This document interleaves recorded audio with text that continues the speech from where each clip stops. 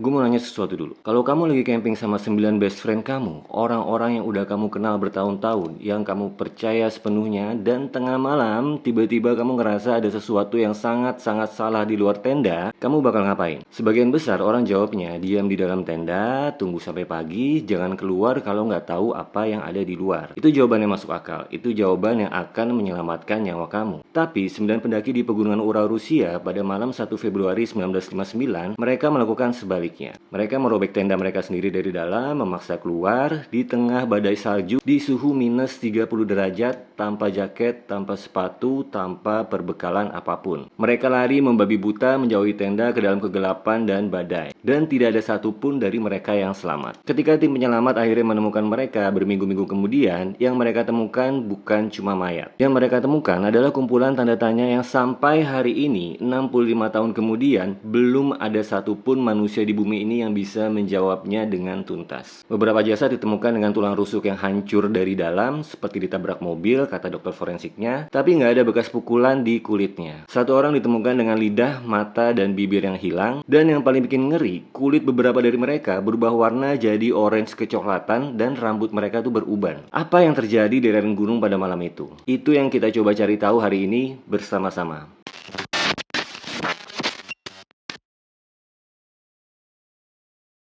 Sebelum kita masuk ke misterinya, gue mau kenalin dulu kamu sama mereka dulu. Karena ini bukan sekedar cerita tentang 9 mayat misterius, ini cerita tentang 9 orang yang punya hidup, punya mimpi, punya orang-orang yang mereka cintai, dan yang gak pernah pulang. Pertama, Igor Dyatlov, dia ketuanya, umur 23 tahun. Igor ini bukan sembarangan anak muda, di usia 23 dia udah jadi salah satu pendaki paling berpengalaman di kampusnya, Institut Politeknik Ural. Dia sendiri yang bikin rute perjalanan ini, dia yang ngumpulin tim, dia yang ngurusin semua logistiknya. Teman-temannya bilang, Igor itu tipe orang yang selalu tenang, selalu punya solusi. Jadi kalau ada masalah di lapangan, semua orang tuh langsung nengok ke dia. Dia juga baru jadian sama salah satu anggota timnya, yaitu Zina Kolmogorova, 22 tahun. Perempuan yang kata semua orang yang kenal dia adalah jiwa paling ceria di kelompok itu. Selalu nyanyi-nyanyi di perjalanan, selalu bikin orang ketawa pada waktu mereka lelah. Lalu di sini ada Rustim Slobodin, 23 tahun, insinyur muda yang kata temannya selalu bawa buku kemana-mana, bahkan waktu naik gunung. Yuri Doroshenko dan Yuri Krivonishenko, dua sahabat yang selalu bareng, sama-sama umur 21, keduanya baru lulus dan baru mulai kerja di fasilitas nuklir Soviet. Ya, nuklir. Simpan informasi ini dulu, ini bakal penting nantinya. Lalu di sini ada Nikolai Thibault-Brignoles, 23 tahun, keturunan Perancis. Nama panjangnya itu bikin teman-temannya susah nyebut, mereka akhirnya manggil dia Thibault aja. Dan ada Alexander Kolevatov, 24 tahun, yang paling pendiam di antara mereka, tapi justru pengetahuan teknisnya paling dalam. Lalu ada Lyudmila Dubinina, 20 tahun, satu-satunya perempuan selain Zina, dan umurnya paling muda di kelompok, tapi kata Igor, stamina dan kemauannya nggak kalah sama yang lain. Dan satu lagi yang agak berbeda dari yang lain, Semyon Zolotaryov, 37 tahun, jauh lebih tua dari yang lain, veteran Perang Dunia Kedua, dan baru bergabung di detik-detik terakhir sebelum keberangkatan. Hampir nggak ada yang kenal dia secara personal. Kenapa dia ikut? Dan kenapa baru join di last minute? Ini juga salah satu tanda tanya yang nanti akan kita bahas. 9 orang, rata-rata umur 22 tahun, mahasiswa dan fresh graduate dari salah satu universitas terbaik di Uni Soviet. Mereka semua sudah punya pengalaman mendaki sebelumnya. Ini bukan trip pertama mereka, bahkan beberapa di antaranya udah sering melakukan perjalanan yang sama sulitnya. Pada tanggal 23 Januari 1959,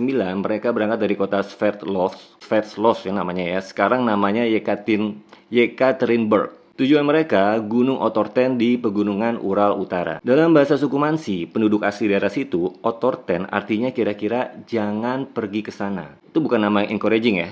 Tapi mereka tetap pergi dengan semangat menggebu, dengan senyum di wajah, dengan ransel berat di punggung, dan cita-cita menaklukkan puncak di musim dingin. Perjalanan itu harusnya selesai dalam 2 minggu. Mereka dijadwalkan kembali tanggal 12 Februari. Nah, pada saat tanggal 12 Februari tiba, tidak ada yang pulang. Tanggal 20 Februari, keluarga dan kampus mulai panik. Tim penyelamat dikirimkan. Dan apa yang mereka temukan di lereng gunung itu mengubah segalanya.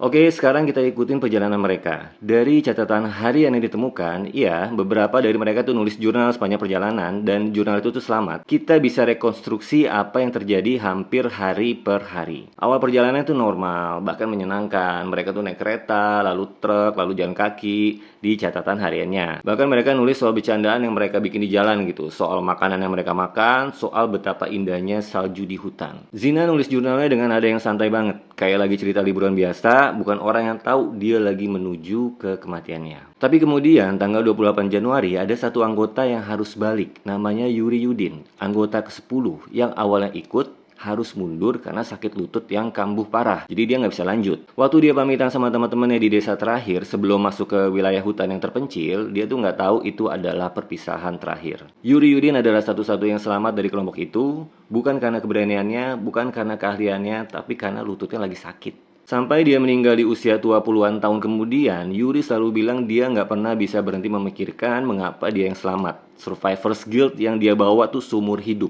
Jadi 8 orang, 9 ya, karena Zolotaryov tuh bergabung, itu terus maju. Pada tanggal 1 Februari 1959, mereka tuh udah ada di lereng gunung. Cuacanya itu mulai memburuk, badai salju itu pada datang, jarak pandangnya tuh hampir nol. Disinilah keputusan Igor yang sampai sekarang itu masih diperdebatkan. Seharusnya kalau cuaca buruk, protokol pendakian bilang itu turun dulu.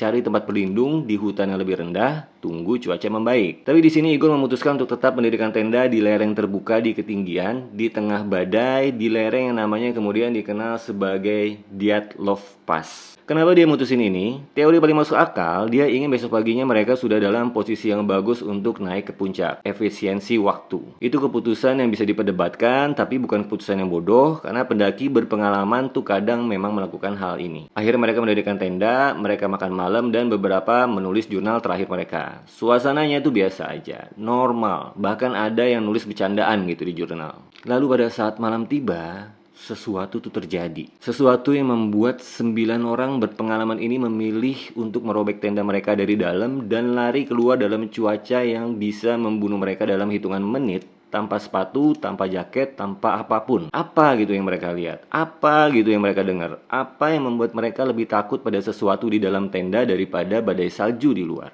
Nah, kita nggak tahu itu jawabannya. Kita nggak akan pernah tahu karena nggak ada yang selamat untuk menceritakannya.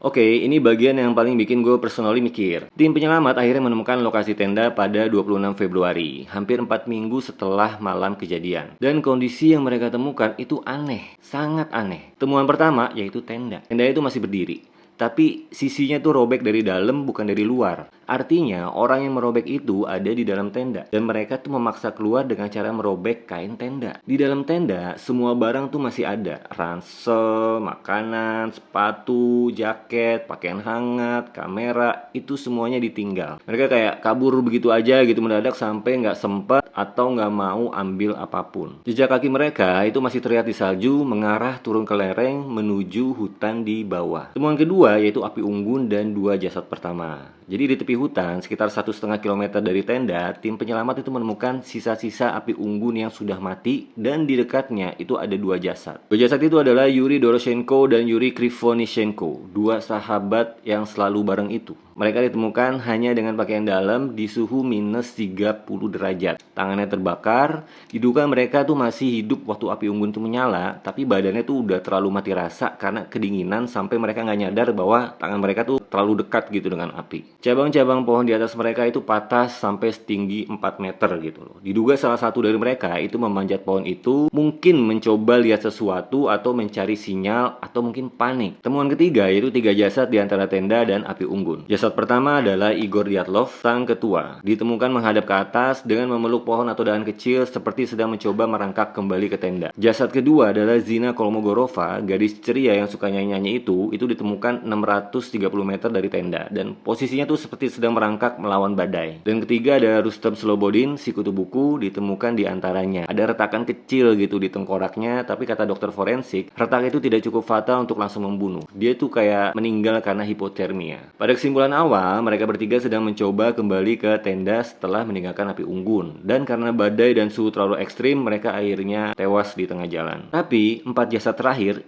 ini nih yang bikin semua orang gelisah. 4 orang terakhir itu baru ditemukan 2 bulan kemudian di bulan Mei setelah salju mencair sebagian. Mereka ditemukan dalam sebuah jurang bersalju yang dalam sekitar 75 meter dari api unggun, yaitu Zolotaryov, Tibox Briknos, Dubinina, dan Kolovatov. Dan kondisi jasad mereka itu berbeda, jauh berbeda dari yang 5 sebelumnya. Tibox Briknos itu tengkoraknya hancur parah. Zolotaryov dan Dubinina itu tulang rusuk mereka patah dari dalam, jadi kayak multiple fractures gitu. Dokter forensik bilang kekuatan yang diperlukan untuk mematahkan tulang rusuk itu seperti setara dengan kecelakaan mobil berkecepatan tinggi. Tapi itu nggak ada memar di kulit luar mereka. Sama sekali nggak ada, guys. Bayangin ya, tulang dalamnya itu hancur, tapi kulitnya mulus. Kayak ada sesuatu yang menekan mereka dari dalam dan bukan dari luar. Dan kemudian Lyudmila Dubinina, gadis 20 tahun yang paling muda di kelompok itu lidahnya hilang, matanya hilang, bibirnya hilang, dan jaringan lunak di wajahnya itu hilang. Freak banget, pokoknya aneh banget. Penjelasan resmi versi Soviet itu dimakan hewan liar atau membusuk di air. Tapi para peneliti independen nggak puas sama jawaban itu, karena pola kehilangannya terlalu spesifik, bukan acak seperti yang biasanya dilakukan oleh predator. Dan satu hal lagi yang bikin ngeri, yaitu beberapa jasad, terutama yang 4 di jurang, itu pakaiannya mengandung radioaktif yang tinggi. Bukan dari sumber alam, tapi radioaktif buatan manusia. Ingat ya, tadi kan gue bilang Doroshenko dan Krivonishenko itu kerja di fasilitas nuklir Soviet. Nah, mungkin mereka bawa kontaminasi dari tempat kerja. Mungkin ya, ini analisa gue aja. Tapi, kadar radioaktifnya itu lebih tinggi dari yang bisa dijelaskan dengan kontak biasa. Dan ada satu detail terakhir yang gue simpen untuk kamu. Beberapa saksi mata, yaitu penduduk lokal dan pendaki lain di daerah yang sama pada malam itu. Mereka melaporkan melihat bola-bola cahaya orange di langit pegunungan Ural, dan beberapa laporan bahkan menyebutkan bola cahaya itu tuh bergerak dengan cara yang tidak wajar. Jadi apakah ini berbau mistis kayak yang ada di sini? Militer Soviet langsung menutup daerah itu selama 3 tahun setelah kejadian dan tidak ada penjelasan resmi yang memuaskan, dan kasus ini resmi ditutup dengan kesimpulan yang paling tidak memuaskan dalam sejarah investigasi kriminal, yaitu meninggal karena kekuatan alam yang tidak diketahui. Kekuatan alam yang tidak diketahui, itu kesimpulan resmi pemerintah Soviet. Serius. Oke, sekarang bagian yang paling seru. 65 tahun, ratusan peneliti independen, puluhan buku, beberapa dokumenter, dan masih belum ada satupun jawaban yang bisa memuaskan semua orang. Tapi mari kita bedah satu persatu dari yang paling rasional sampai yang paling tidak terduga. Teori pertama yaitu longsoran salju. Ini teori yang paling sering disebut, dan pada tahun 2021, pemerintah Rusia secara resmi menyimpulkan ini sebagai penyebab paling mungkin. Logikanya, itu mereka mendirikan tenda di lereng terbuka, dan malam itu badai salju besar. Salju itu menumpuk di lereng, dan tiba-tiba longsor. Mereka nggak punya waktu untuk ambil barang, mereka robek tenda dan kabur, dan yang 4 orang di jurang itu mati karena tertimpa longsoran. Itu yang menjelaskan kenapa tulang rusuk yang hancur tanpa memar di permukaan kulit, karena salju tuh menekan mereka dengan merata. Kedengarannya tuh masuk akal, tapi ada beberapa masalah besar. Pertama, tim penyelamat yang tiba 4 minggu kemudian itu menemukan tenda masih berdiri, sebagian. Kalau ada longsoran besar, tenda harusnya sudah rata semua dengan tanah. Kedua, dokter forensik Soviet sendiri pada waktu itu menyimpulkan tidak ada bukti longsoran, dan para ahli longsoran modern berdebat keras soal apakah konfigurasi lereng di lokasi itu memungkinkan terjadi longsoran dengan kekuatan yang cukup. Ketiga, dan ini yang paling mengganggu, kalau mereka kabur dari longsoran, kenapa mereka tidak kembali ke tenda setelah bahayanya lewat? Kenapa mereka tetap di luar dalam cuaca mematikan? Teori kedua, infrasound. Infrasound itu kayak suara yang bisa membunuh lewat ketakutan gitu loh. Ini teori yang secara ilmiah tuh menarik banget. Infrasound adalah gelombang suara dengan frekuensi yang sangat rendah di bawah kemampuan pendengaran manusia, tapi meskipun kamu nggak bisa dengar, tubuh kamu itu bisa merasakannya. Efek infrasound yang cukup kuat itu bisa menyebabkan kecemasan ekstrim yang tiba-tiba, dan rasa panik tanpa sebab yang jelas, perasaan bahwa ada penampakan di dekatmu, bahkan halusinasi visual. Angin yang bertiup dengan cara tertentu melewati formasi gunung itu bisa menghasilkan infrasound, dan beberapa peneliti berpendapat bahwa kondisi geografis Dyatlov Pass malam itu mungkin menciptakan efek infrasound yang sangat kuat. Ini bisa menjelaskan kenapa mereka kabur dengan panik, bukan karena mereka melihat sesuatu, tapi karena tubuh mereka tiba-tiba diteror oleh ketakutan yang tidak bisa mereka jelaskan dan tidak bisa mereka kendalikan. Menarik? Iya, terbukti belum sepenuhnya. Teori ketiga adalah uji coba senjata rahasia Soviet. Ini teori yang paling banyak pendukungnya di kalangan peneliti independen. Ingat konteks waktunya, 1959, puncak Perang Dingin. Uni Soviet tuh lagi gila-gilanya mengembangkan teknologi militer, dan banyak uji coba senjata rahasia dilakukan di daerah terpencil. Teorinya, malam itu tuh ada uji coba senjata, entah itu senjata tekanan udara, senjata suara, atau sesuatu yang melibatkan bahan radioaktif di dekat lokasi camping mereka. Nah, ini tuh bisa menjelaskan panik mendadak yang membuat mereka kabur, tulang yang hancur tanpa memar luar, kontaminasi radioaktif pada pakaian, dan kenapa militer Soviet langsung menutup daerah itu 3 tahun lamanya. Dan ada satu satu detail yang banyak orang nggak tahu, yaitu Zolotaryov, anggota yang bergabung last minute dan tidak dikenal siapapun. Beberapa peneliti berpendapat dia kemungkinan besar adalah agen KGB yang ditugaskan untuk memantau atau mungkin mengantar sesuatu yang sensitif. Sampai sekarang, identitas asli Zolotaryov dan alasannya ikut dalam perjalanan ini masih menjadi tanda tanya. Teori keempat, suku Mansi. Penduduk asli daerah situ sempat menjadi tersangka utama dalam investigasi awal. Teorinya, mereka marah karena para pendaki memasuki wilayah sakral mereka. Tapi ini dengan cepat ditepis karena nggak ada bukti keterlibatan manusia lain di lokasi kejadian dan jejak kaki yang ditemukan hanya milik 9 pendaki itu sendiri. Teori kelima, Yeti. Yes, gue harus sebut ini karena ini salah satu teori yang paling sering muncul di internet. Tapi jujur aja, ini yang paling nggak punya dasar. Nggak ada bukti fisik gitu, nggak ada jejak kaki selain milik para pendaki. Jadi kita skip yang ini. Teori keenam yang paling bikin gue pribadi mikir, ini bukan satu teori tunggal. Ini kombinasi dari beberapa detail yang kalau disatukan tuh terasa sangat tidak nyaman. Pertama, bola cahaya orange yang dilaporkan beberapa saksi malam itu. Kedua, radioaktif pada pakaian beberapa korban. Ketiga, warna kulit beberapa korban yang berubah jadi orange kecoklatan dan ini bisa terjadi akibat paparan radiasi tinggi yang cepat atau akibat pembekuan yang ekstrim atau sesuatu yang lain. Keempat, cedera internal yang parah tanpa memar eksternal yang bisa dihasilkan oleh gelombang tekanan, ledakan jauh, atau teknologi yang kita belum sepenuhnya paham. Kelima, keputusan pemerintah Soviet untuk menutup area itu 3 tahun lamanya dan mengklasifikasikan seluruh dokumen kasus baru dibuka sebagian di era 1990-an. Jadi apakah semua ini mengarah ke satu penjelasan? Gue nggak mau spekulasi terlalu jauh. Tapi yang jelas, ada sesuatu yang pemerintah Soviet tahu tentang malam itu yang tidak pernah mereka ceritakan kepada publik. Dan kemungkinan besar tidak akan pernah diceritakan. Gue mau kasih kamu beberapa detail kecil yang jarang dibahas, tapi justru ini yang paling sering bikin gue mikir di tengah malam. Detail pertama, di catatan harian terakhir kelompok itu, ada tulisan yang sepertinya dibuat sebagai bercandaan internal, semacam kayak surat kabar bercanda yang mereka bikin sendiri selama perjalanan, namanya tuh Malam Pertama Keberuntungan. Di halaman terakhirnya, seseorang nulis dalam nada bercanda gitu ya, tentang misteri rahasia gunung mati yang katanya dihuni entitas tak dikenal. Itu ditulis beberapa jam sebelum mereka meninggal. Dan detail kedua, yaitu kamera-kamera yang ditemukan di dalam tenda itu berhasil diambil fotonya dan di gulungan film terakhir salah satu kamera itu ada satu foto yang tidak bisa dijelaskan. Foto itu gelap, blur dan kelihatannya diambil tengah malam karena nggak ada pencahayaan yang jelas. Tapi di foto itu ada sesuatu, sebuah bentuk gitu, kayak bulat bercahaya itu. Mungkin bias-bias fotografi atau bias-bias cahaya, gue juga nggak terlalu ngerti. Tapi sampai sekarang tidak ada yang bisa memastikan apa yang ada di foto itu. Dan detail ketiga, Yuri Yudin, salah satu yang selamat karena lututnya sakit, itu menghabiskan puluhan tahun hidupnya mencoba mencari jawaban. Dia itu mengunjungi lokasi kejadian berkali-kali, dia mewawancarai siapapun yang bisa memberikan informasi. Dan sebelum meninggal, dia bilang satu hal yang gue nggak bisa lupa, yaitu saya tahu saya tidak akan pernah tahu jawabannya dan yang paling menyiksa bukan ketidaktahuannya, tapi kenyataan bahwa 9 orang pergi bersama saya dan hanya saya yang kembali. Saya bertanya kepada diri sendiri setiap hari, mengapa saya?